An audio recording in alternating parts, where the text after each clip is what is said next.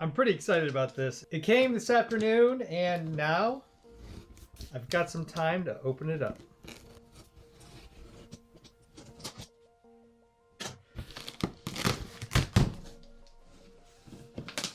Let's see what we got here. It's intact, which is always a good sign. Oh yeah.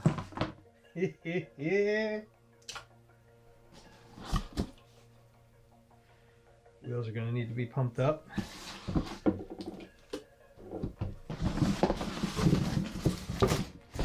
Know what it is yet?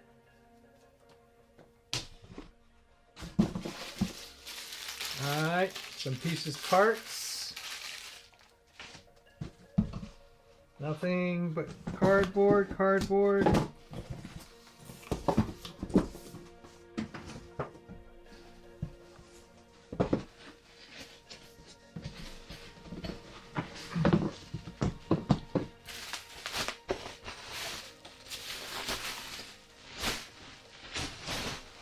All right.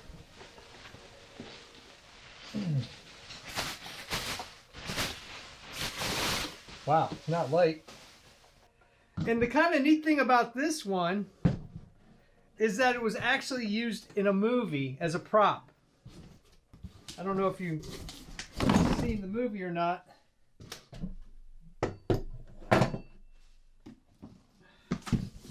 But it was called Ready Player One. Okay. Take this off to the side, not break anything. Let's put this guy together and see what we got. This is an unsponsored video. I paid for this all myself. I've been tracking these guys for about 5 years. This is when it first came out. And then I just kind of saw this online and I was like, you know, chance meets opportunity. It's got a brake component in the back, which is nice. And then it has this component here, which you can adjust on the fly the amount of pivot force, because there's two little thick rubber washers, for lack of a better term. These are 12-inch wheels and plenty of a deck to stand on. It's kind of like, if you asked the special ops community to design a skateboard, it'd probably be something like this. So I'm going to pause the video until we get these all tightened down, and then I'll show you what the front looks like. And then we'll work on the back. I wanted something that was a little more than a skateboard. I've been getting into land paddling, and I was going to develop something that had big wheels like this. Now see, that's the pivot. These are freewheeling. You tighten up on this front area here to increase the amount of turn force you need. So maybe you want to start out a little light and then push it up as you get experienced. Cantilever brakes in the back. Goes together real easy. There's not much to it at all. Alright, I might have to adjust the calipers a little bit, but that's to be expected. The other thing I liked about it, as opposed to a regular skateboard, was this braking feature. Because sometimes you get a little confident, you go down the hill, and then all of a sudden you realize maybe you bit off more than you can chew. Alright. Adjust the shoes a little bit, get them on line. Otherwise, yeah.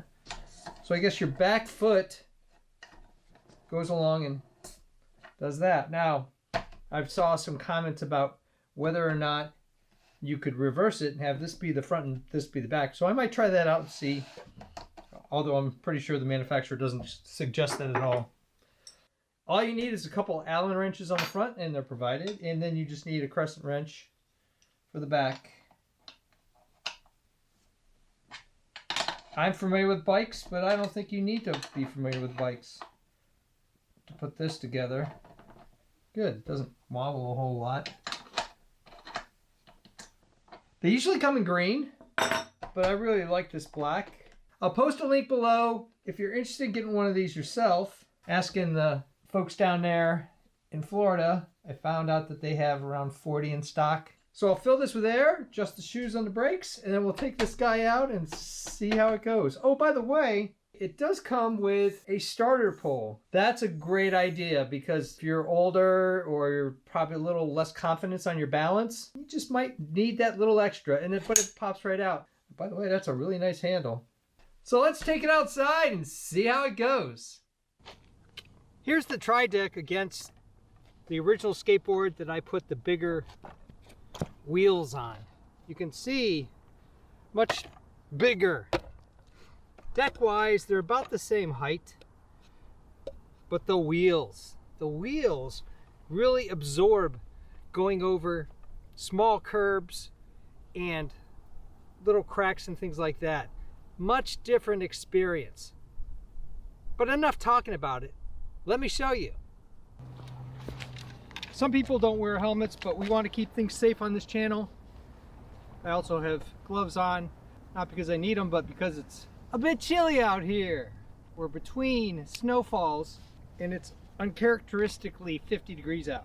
It's a scooter, it's a skateboard, it's 3 wheels, not 4. All sorts of different things going on. The brake is pretty good. You got to be careful not to get too far over this way on the wheels. But it steers fairly well. So here we go.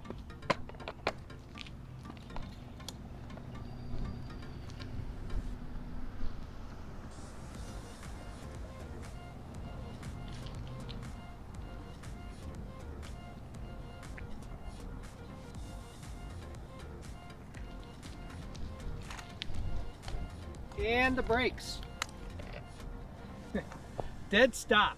Those brakes are really nice. So if you want a skateboard but you're not really sure about a regular skateboard, this might be the option. If you want a scooter that's kind of a little more dynamic and adventurous, this might be the one for you. And the great thing about it is, once you feel comfortable, you can take off the stick or the handle and go to more of a skateboard, land paddle boards way of doing things. Little key action comes right off. So now you're kind of a skate land paddle board, and we'll take it for a spin.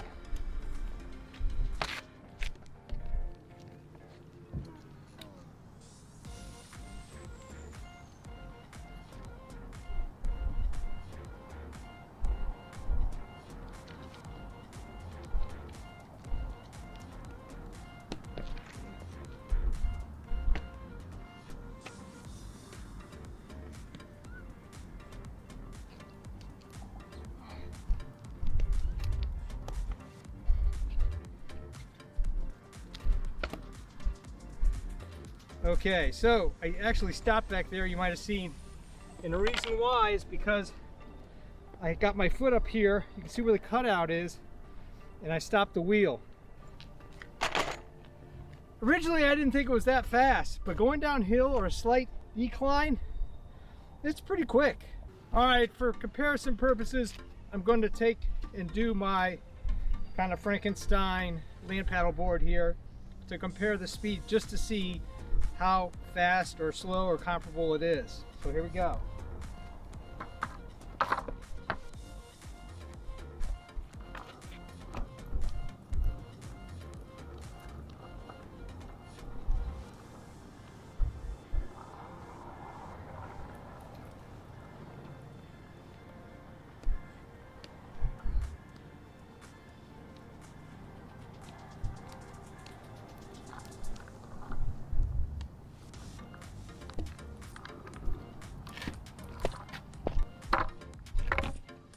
Okay, it's a little slower downhill, a little faster uphill. I don't know if it's my technique. It's a lot heavier. I'll compare the weight of this to the weight of this and post it here when I go do the video. So that might be a factor. The pedal brake is great, especially if you're not real comfortable with skateboarding. This can go in grass. It takes all the bumps out. This is kind of a raw ride. This is more of a stable, controlled. As long as you're not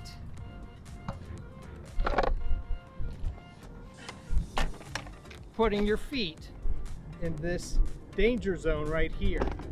I've been riding this board for a little bit here and there when the weather permits. It's not too freaking cold outside.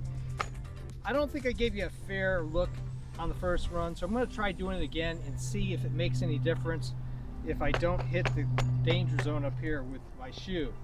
So let's give it another shot with the paddle and see what we got.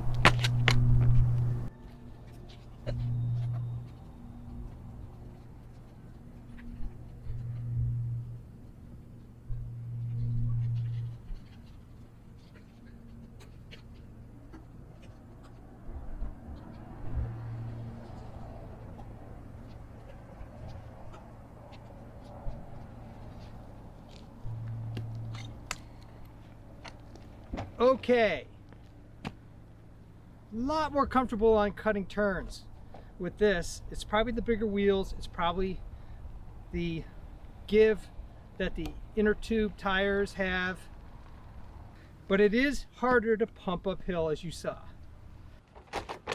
Bottom line, what do I think? It's $200, around the price of an expensive skateboard. It has a different cool factor for me because it's a movie prop.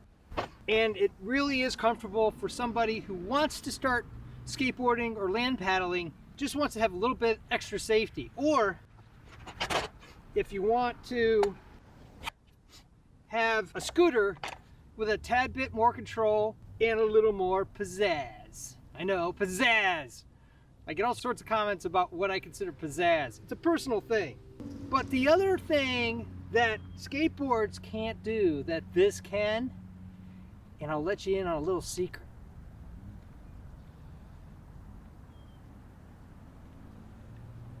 It's a great slider platform for videos and cameras.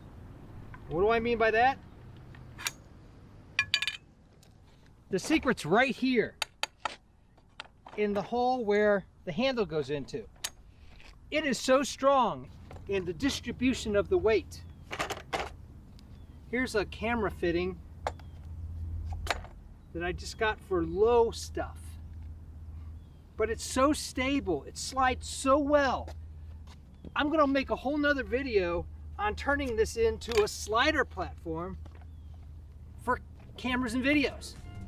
Stay tuned for that, and if it's already published, you'll see it up there and down below. Thumbs up and comments always appreciated. Thanks for watching.